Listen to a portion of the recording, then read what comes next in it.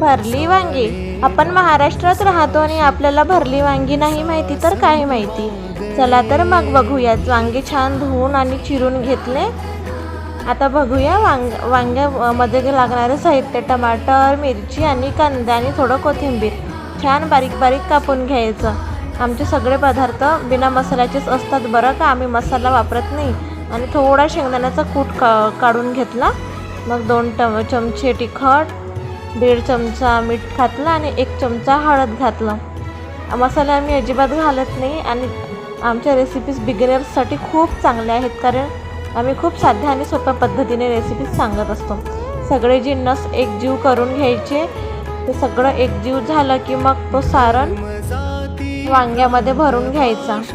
छान आपलं तिन्ही साईडनी भरून घ्यायचं ते सारण. छान असं भरून झालं की ते एका प्लेटात ठेवायचं. बघा फ्रेंड्स, सगळ्या वांग्यामध्ये सारण भरून झालेलं आहे. आता गॅसवर ठेवला आहे गंज. गंजात घातलं 2 पडी तेल.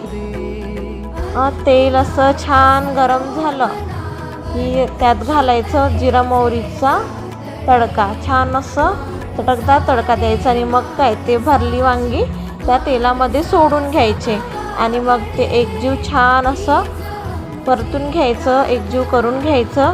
एकजीव झालं की मग त्यावर झाकायचं 1 प्लेट आणि वाफेवरच शिजू द्यायचे बरं का. त्यात पाणी वगैरे काहीच घालायचं नाही. ते वाफेत शिजले की खूप छान लागतात.